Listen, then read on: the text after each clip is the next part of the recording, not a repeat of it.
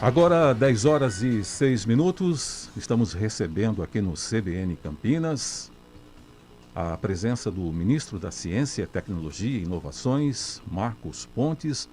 Muito obrigado, ministro, por aceitar nosso convite. Seja bem-vindo aí à CBN Campinas. Obrigado pelo convite e pela oportunidade para falar sobre ciência, tecnologia e inovações. E eu aproveito para agradecer o pessoal todo da região de Campinas. Eu estive aí recentemente, né, e foi excelente a visita. Ministro, na segunda-feira o senhor esteve aqui na cidade para o lançamento de uma chamada pública que vai incentivar a implementação de centros de inovação no país. O senhor pode explicar como é que vai funcionar essa chamada pública? Como é que foi essa visita ao Instituto Eldorado de Campinas? Aliás, eu gostaria primeiro de falar a respeito do Instituto Eldorado, né, que tem um trabalho magnífico. Lembrar que esse instituto ele foi criado com o auxílio da Lei da Informática, ou agora atualmente Lei das TICs, que já está no Brasil há 30 anos. Nós fizemos uma modernização na Lei da Informática, transformando na Lei das TICs, atendendo aos requisitos internacionais também, e isso promove, né, a ciência, a tecnologia, o desenvolvimento de novas tecnologias no setor de tecnologia de informação e comunicação. O Instituto Eldorado é um exemplo, né, muito positivo disso, portanto foi escolhido para ser o local para o anúncio dessa chamada, que é uma chamada inédita, nunca foi feita no país, sobre centros de inovação. São 50 milhões que vão ser colocados à disposição para centros de inovação, a criação de centros de inovação. Isso compõe os ecossistemas no Brasil de inovação. Nós aguardamos um tempo até preparar todo o ambiente, vamos dizer assim, todo o sistema, para que essa chamada fosse feita de forma efetiva, né? Que nós tenhamos a criação desses centros já com todo o apoio, não só na criação, mas também na manutenção dos centros em termos de sustentabilidade financeira e também todo o apoio em termos de mentoria para a criação desses centros, que é um primeiro estágio, né, para que nós tenhamos nessas regiões também parques tecnológicos.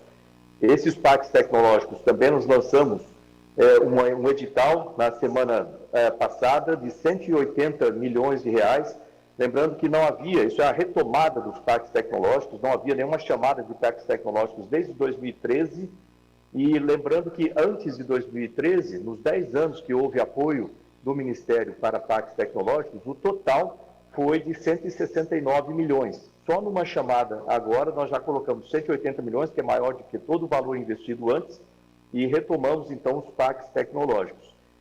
Então por que nós estamos fazendo isso nesse momento? Nós preparamos ao longo de 3 anos, né, todas as possibilidades, todos os sistemas internos, a infraestrutura, de forma que esse recurso seja aplicado da forma mais eficiente. E também tem outro, né, nós lançamos também mais uma chamada de 100 milhões de reais para a infraestrutura de pesquisa no Brasil, que segue também a mesma ideia de ampliar, vamos dizer, toda a parte de pesquisa, melhorar, né, e modernizar os nossos instrumentos de pesquisa no país, os laboratórios, e isso também é conectado com a plataforma que nós lançamos, é uma plataforma nacional de infraestrutura de pesquisa, onde todos esses equipamentos são registrados e podem ter manutenção, que não é só comprar o equipamento, você tem que ter a manutenção desses equipamentos. Então, eu vejo que a gente tem trabalhado numa estratégia específica, não só para melhorar a infraestrutura de pesquisa do país, mas também a utilização eficiente dessa infraestrutura para gerar novas inovações, né, novos produtos, serviços de base tecnológica, e para isso a gente precisa também dos centros de inovação e dos parques tecnológicos. Ministro Marcos Pontes, bom dia para o senhor. Agora, em dezembro, o CNPq efetivou o pagamento antecipado de janeiro aos bolsistas, né, do CNPq. O que o senhor pode falar para a gente sobre esse assunto? Isso é muito importante. O pessoal fala que eu falo demais sobre bolsas do CNPq, mas a gente tem que sempre lembrar da importância dessas bolsas. São bolsas de pesquisas, né? Tem o CNPq, né, com bolsas de pesquisas, que é ligado ao Ministério de Ciência, Tecnologia e Inovação, e a CAPES, né, ligado ao Ministério da Educação, para mestrados e doutorados no Brasil, assim como a formação de professores, ou seja, mais ligado à área de educação. Essas duas entidades trabalham em paralelo, de forma cooperativa, né, para melhorar a formação de doutores no Brasil e a melhoria da pesquisa em geral. Então, essas bolsas, né, de pesquisa, para você ver, quando nós assumimos a gestão no começo de 2019, nós tínhamos um déficit, né, que foi deixado de 2018 como herança para a gente, de 330 milhões de reais.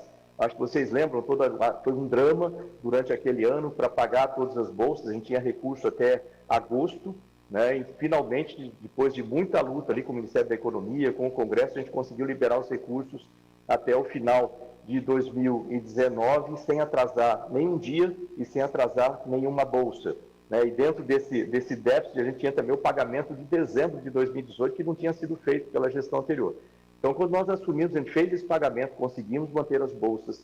Eu tenho dado prioridade para preservar, nós não cortamos nenhuma bolsa, nós ampliamos, na verdade, bolsas de iniciação científica e outras modalidades de bolsas do CNPq. Nós temos em torno de 85 mil bolsistas que são pesquisadores, e essas bolsas são os salários desses bolsistas, ou seja, daí a importância de não cortar essas bolsas de forma nenhuma.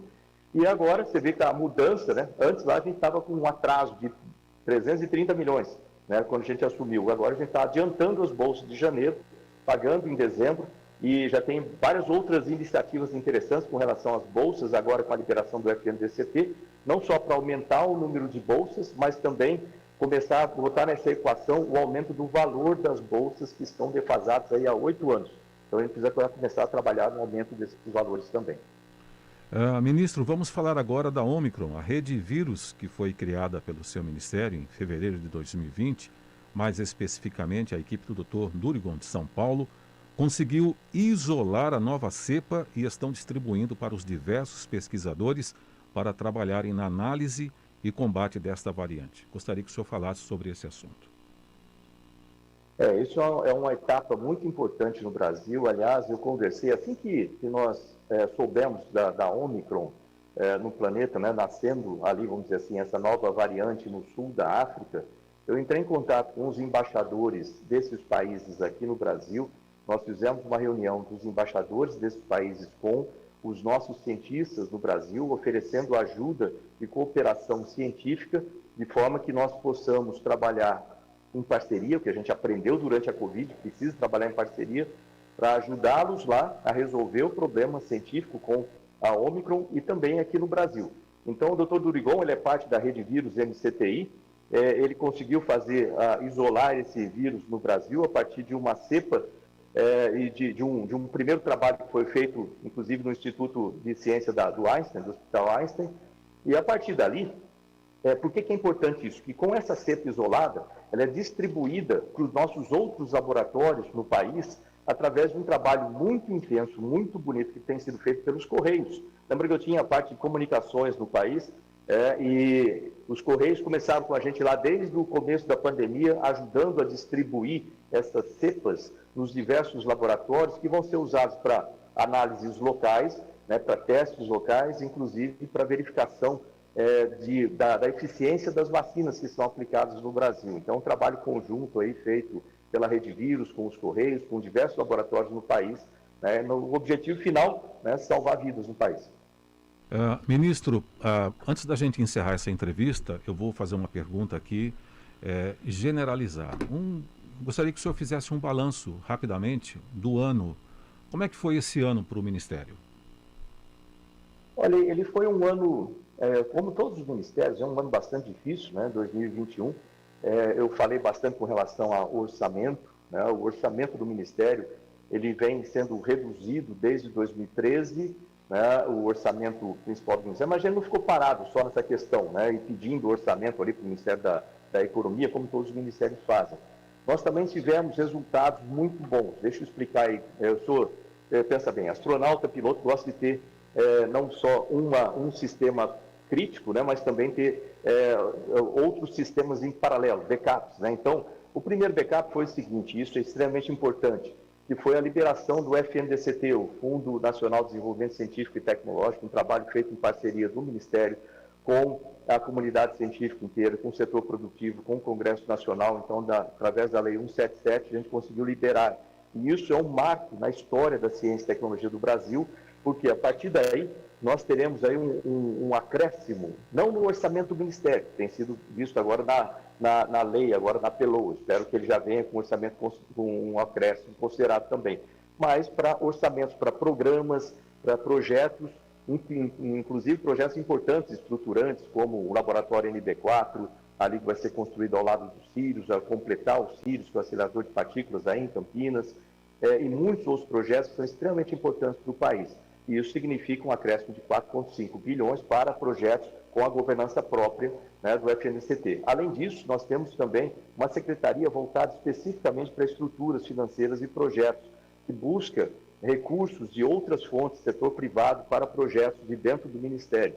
Isso também é um trabalho que tem sido feito ao longo de 3 anos, nós temos resultados muito bons, inclusive o pessoal quiser olhar aí no invest.mcti.gov.br, vai ver ali muitas possibilidades de investimento, né, para projetos de desenvolvimento de ciência, tecnologia, inovações, produtos, serviços, em todo o Brasil. É um trabalho contínuo que tem sido feito no Ministério. Nós tivemos aí o desenvolvimento de vacinas nacionais, nós já estamos com 5 vacinas, né, que entraram na Anvisa, vacinas nacionais. Uma delas já foi liberada pela Anvisa para começar os testes clínicos nas próximas semanas. Nós temos os recursos para isso também. As outras 4 entram. Para o ano que vem, nós já assinamos o Centro Nacional de Tecnologia de Vacinas, que também é outro legado gigantesco para o país. A partir do ano que vem, se nenhum país quiser vender vacinas para o Brasil vai vender vacinas para o restante do planeta, né, com vacinas com tecnologia nacional, insumo farmacêutico feito no Brasil, com as tecnologias, certificados nacionais, produzindo nota fiscal, empregos no país e tudo mais. Isso é também mais um legado, né, gigantesco que a gente deixa. Eu queria falar de um ponto importante também. A gente tem agora o Auxílio Brasil, né, que é o ex-Bolsa Família, e dentro do Bolsa Família, ou do Auxílio Brasil agora, a gente conseguiu colocar o seguinte, são 3 benefícios extras, né? Um deles é para as famílias que são do Auxílio Brasil e que os filhos, que são, vamos dizer, campeões, né, ganham medalhas de ouro dentro das Olimpíadas de Matemática, de astronomia, astronautas, que são algumas Olimpíadas de ciência ligadas a isso.